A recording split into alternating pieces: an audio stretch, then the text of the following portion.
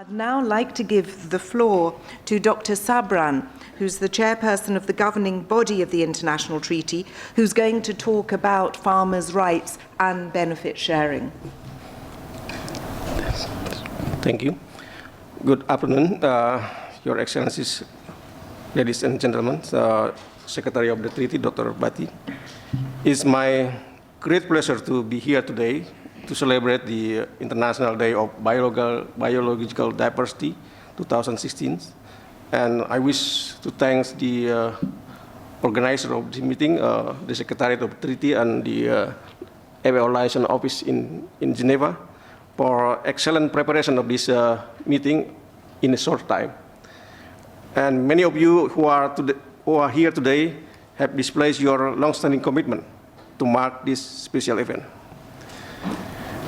The International Treaty on Plant Genetic Resources for Food and Agriculture, or we call it the treaty, is a legally binding international framework for the conservation and sustainable use of these crucial resources, which are the very basis of world food security, as well as for the fair and equitable sharing of the benefit arising from their use. The robust multilateral system of the treaty, allowing for a fair and well-balanced sharing of the benefit arising from the use of these precious genetic resources. The Benefit Sharing Fund of the treaty has funded several projects in the developing countries in the area of conservation and sustainable use of plant genetic resources for food and agriculture, which has high impacts on the ground. 3 call proposals have been issued, and the 4th one is in preparation. The treaty recognizes the past, present, and future contributions of farmers in all regions of the world, particularly those in center of origin and diversity, in conserving, improving, and making available these resources. It also affirms that the right to save, use, exchange, and sell farm seeds, farm seed seeds, and other propagating material, and to participate in decision-making regarding and in fair and equitable sharing of the benefit arising from the use of plant genetic resources for food and agriculture, are fundamental to the realization of farmers' rights, as well as the promotion of farmer rights at national and international levels. The governing body has invited contracting parties and development cooperation organizations to consider providing financial and technical support for the implementation of farmers' rights as set out in Article 9 of the treaty in developing countries, and to enable farmers and representatives of farmers' organizations to attend meetings under the international treaty. It also requested the Secretary to report on a relevant discussion that relate to farmers' rights as set out in Article 9 of the international treaty within the FAO fora, and encourage the Secretary to conduct active outreach on the extent of farmers' rights as set out in Article 9 of the treaty to relevant stakeholders as another necessary measures to advance the implementation of this right. As I have mentioned before, the main objective of the treaty are the conservation and sustainable use of plant genetic resources for food and agriculture, and the fair and equitable sharing of the benefit arising out of their use, in harmony with the Convention of Biological Diversity for Sustainable Agriculture and Food Security. This objective will be attained by closely linking this treaty to Food and Agriculture Organization at the United Nations and to the Convention of Biological Diversity.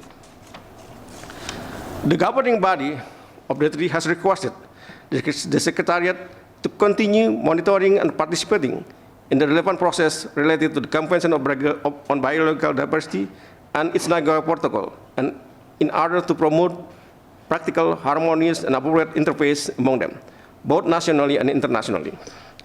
It also called on contracting parties in view and adapting their national biodiversity strategy and action plan and implementation of the strategic plan for biodiversity 2011-2020 and the Aichi biodiversity target to ensure that their commitment under the treaty are fully reflected, especially through enhanced involvement of all relevant stakeholders. It should be kept in mind the importance of maintaining the policy and relevance of the international treaty in relation to other international processes, and to consider means of elevating its profile in the international arena. One way to work toward this objective is by raising awareness and celebrating the treaty accomplishment. In this regard, I would like to acknowledge the capable and dedicated work of the Secretary of the Treaty under the leadership of Dr. Shakil Bhatti. In fact, this celebration is part of a list of events to raise awareness of the treaty work and in its anticipated work in coming years. Finally, I wish you have a successful, fruitful meeting. I thank you for your attention and your participation in the celebration of this important milestone in the life of the international treaty. I also would like to announce that the government of Indonesia, together with Norway, will host the second global consultation on farmers' rights in Bali in September 27 to 31 this year. I hope and I expect that some of you will be there to attend this consultation. Thank you. Thank you very much, Dr. Sabran.